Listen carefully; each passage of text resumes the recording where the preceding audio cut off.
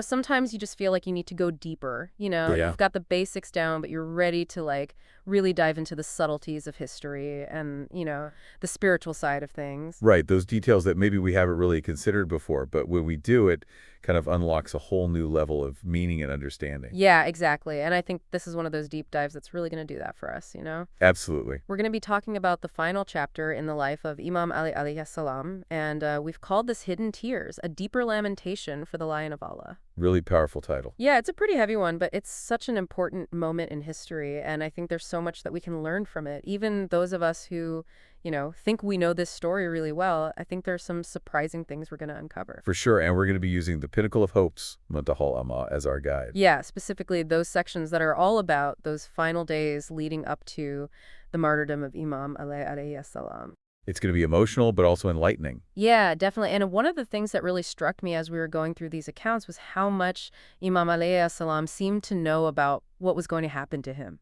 You mean his martyrdom? Yeah, exactly. It wasn't like a sudden, out of the blue thing. It really seems like he had a deep awareness. Oh, absolutely. The texts constantly reiterate his saying, question me before you lose me. Yeah, and we often hear that and think about it in terms of his immense knowledge, right? Exactly. Like he was this boundless source of wisdom, but I'm wondering, is there another layer to it? Absolutely. There's definitely a foreshadowing element to it, almost like a gentle nudge to his followers to seek his knowledge while they still could. Because he knew his time was limited. Right. And what makes it even more powerful is that the text contrasts this genuine statement of the Imam with instances where others tried to claim similar knowledge and were totally discredited. Yeah, it shows just how unique and divinely inspired his awareness truly was. It really does. And, it's not just that he knew he was going to depart this world. He even seemed to know who would be responsible. Ibn Muljim. Yes, the text mentions Imam Ali Alayhi Salam speaking about the most wretched one who would strike him. Chilling, isn't it? It's very direct. And then there's that incident where he sees Ibn Muljim with the horse and makes a remark that just really hints at his knowledge of this man's sinister plan. Almost like he could see right through him. Right. And can you imagine carrying that weight around, knowing what's coming, but still having to go about your daily life? It's a heavy burden, a hidden sorrow that must have accompanied his every step. And then we come to that fateful night, the night of the attack. The tension in the text is palpable as we read about Ibn Muljim struggling with his conscience. You can almost feel the darkness closing in. Right, he's torn, but then Qiyam keeps pushing him and his resolve hardens. It sets the stage for this incredibly tragic event, but what's interesting is how Imam Ali Alayhi Salam is described that night. Oh yes, it's a stark contrast to the darkness brewing within Ibn Muljim.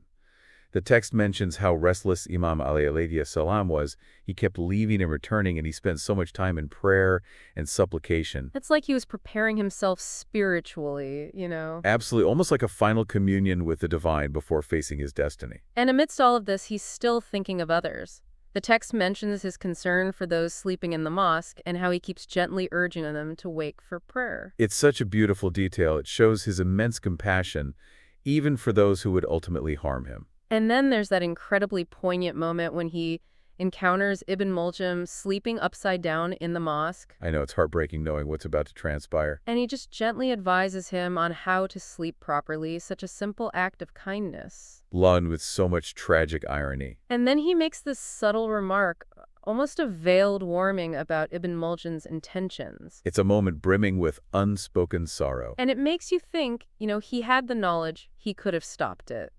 It's a deep question, isn't it? But he chose to let events unfold. It speaks to the complexities of divine will and the trials that were ordained for him. It makes us really think about the relationship between knowledge, destiny, and our own actions. It certainly does. And then comes the moment of the attack during the Fajr prayer. Such a sacred time shattered by such a horrific act. The text really lays out the scene, the mosque, the failed attempt by Shabib, and then Ibn Muljim striking Imam Ali Alayhi Salam as he rises from prostration. It's a moment etched in our hearts, a source of immense grief and sorrow. But even in that moment, Imam Ali Alayhi Salam's declaration is so powerful. In the name of Allah and by Allah, and upon the nation of the Messenger of Allah alayhi wa salam, I have succeeded by the Lord of the Kaaba. Wow, it sends chills down my spine every time I hear those words. It's not a cry of despair, but this incredible affirmation of fulfilling his purpose. It speaks volumes about his unwavering faith and his acceptance of the divine decree. And even as he's fatally wounded, he immediately commands those around him to apprehend Ibn Muljim. He's thinking clearly, even in that state. It shows his sense of responsibility and justice. Absolutely. And the mosque, the text describes it as descending into chaos. People are rushing towards the prayer niche. They find him covered in blood and dust. It's just utter confusion and heartbreak. It's a natural reaction to such a devastating event. And amidst all of that, Imam Ali Alayhi Salam recites a verse from Surah Taha. From it we created you, and into it we will return you, and from it we will bring you forth once again. Wow, so powerful. It speaks to his complete surrender to Allah's will and the cyclical nature of our existence. A beautiful reminder, even in the face of such immense tragedy. And he affirms the truthfulness of the Messenger of Allah Alayhi Salam's words, that the divine decree will always come to pass. It's almost like a final lesson, a confirmation of his unwavering belief. While all of this is happening, people are pursuing Ibn Morjam. They eventually capture him. And can you imagine Imam Ali Alayhi Salam and Imam Husain Alayhi Salam receiving this news? The text describes their reaction, and it's truly heartbreaking. To witness their father, their guide, in such a state. It's a reminder of the immense personal loss that his family experienced. Absolutely. And even with this grievous wound, Imam Ali Alayhi Salam continues to lead the prayer. While seated, but he still leads. It shows his incredible strength and his unwavering devotion to his duty. A true testament to his character. It is. The scene of him being carried home by his sons and companions is so moving. You can almost feel the weight of the sorrow, the grief that everyone is experiencing. People are weeping openly. The text really emphasizes how profound their grief was. It speaks to the deep love and respect they had for him. Yeah, it's a collective outpouring of sorrow for this incredible loss they're about to experience. And Imam Ali Alayhi Salam has to tell people to return to their homes. Imagine the chaos, the outpouring of grief. He was trying to bring some order to the situation. Yeah, but there's this one companion, Abba bin Nubata, who refuses to leave. His loyalty and love for Imam Ali Alayhi Salam were just too strong. He needs to be with his master. And the text describes their encounter. Abba is overcome with emotion when he sees Imam Ali Alayhi Salam in that state. He pisses his feet. He's just devastated. It's a powerful illustration of their bond. And Imam Alayhi Salam, even in his pain, he comforts Arba. Amazing. It shows his concern for his followers, even in his final hours. Yeah, and it's during this encounter that he shares a very special odeth with Oba. Oh, yes. The one about his elevated status on the Day of Judgment. Right in the midst of all of this pain and sorrow, he's still imparting spiritual wisdom. It's a testament to his unwavering focus on the hereafter. As the end draws closer, the text mentions how beads of sweat formed on Imam Ali Alayhi Salam's forehead. Described like glistening pearls. Yeah, it's a traditional sign that the soul is preparing to depart. A poignant detail that adds to the weight of the moment. And then he gives his final advice, his testament to his children. Such a precious and heartbreaking moment. He specifically speaks to Imam Ali Alayhi Salam, about Imam Ali Alayhi Salam. Underscoring the importance of their bond and the continuation of their leadership. And he instructs all of his children to obey and honor them both. It's a message of unity and guidance for the future. And he mentions a dream he had where he saw the messenger of Allah Alayhi Salam, telling him their reunion was near. It brings a sense of peace and acceptance to his final moments. A reminder of the unbreakable bond between them. In his will, it's so comprehensive, so powerful. A true guide for righteous living. He talks about piety, detachment from the world, truthfulness. Mercy for orphans, helping the weak. Opposing oppression, prioritizing the hereafter, avoiding evil gathering. Doing everything for the sake of Allah, guarding your tongue. Enjoining good, forbidding evil, maintaining bonds of brotherhood and sisterhood in faith. Moderation in all things, and above all, remembering Allah. It's a blueprint for a life lived in accordance with Islamic principles. And even as his physical strength fades, his concern is for the spiritual well-being of his community. His words are a beacon guiding us towards a path of righteousness. They truly are. The moment of his passing is described as a moment of profound loss. A void that could never be filled. And the text even mentions these extraordinary occurrences as his bier is carried. The end of walls, buildings, even trees. Like all of creation was bowing in reverence. It speaks to his immense spiritual station and the impact of his departure. And then the burial conducted in secrecy. Out of fear of his enemies. His sons and a few close companions take him to Najaf.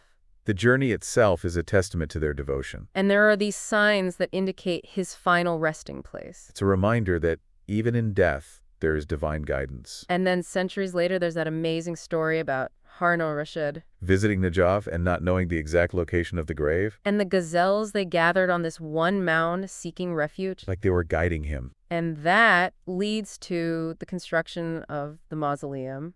It's a testament to the enduring sanctity of that site. And his eulogy at the graveside. So powerful, so moving. It captures the essence of Imam Alayhi Salam's life, his virtues, his sacrifice. It's a perfect tribute to this incredible figure. And the reactions to his martyrdom are so varied. Some rejoice, while others are plunged into grief. Even those from other faiths mourn his loss. It shows the impact he had on the world, the divisive nature of his time, but also the universal respect he commanded. And the text mentions the punishment that befell Ibn Muldam. A reminder of the consequences of such a heinous act. It brings a sense of justice to the narrative. It does. So as we reflect on all of this, on these hidden tears surrounding the final days of Imam Ali Alayhi Salam, It's clear that there's always more to learn. even in the stories we think we know so well. Absolutely. His martyrdom wasn't just an ending. It was a combination of a life lived in devotion to Allah and in service to humanity. And it was a testament to his incredible strength, his knowledge, his compassion. His unwavering faith in the face of his destiny. So as we go forward, I want you to think about this. How does understanding these nuanced details, these hidden tears, How does it change our connection to Imam Ali Alayhi Salam? how does it deepen our understanding of his message and his legacy?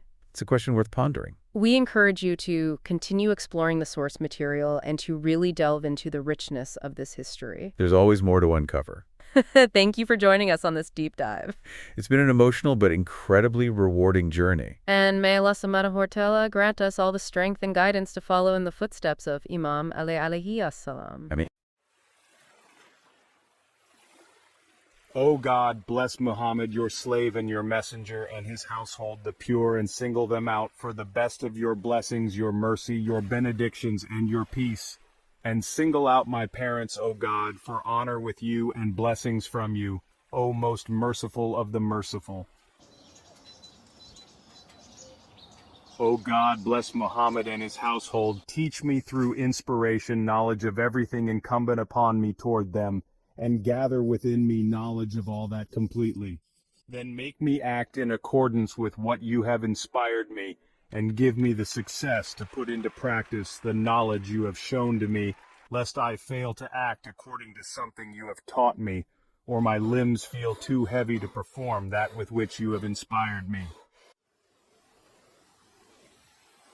O God, bless Muhammad and his household, as you have ennobled us through him, and bless Muhammad and his household, as you have made incumbent upon us rights toward the creatures because of him.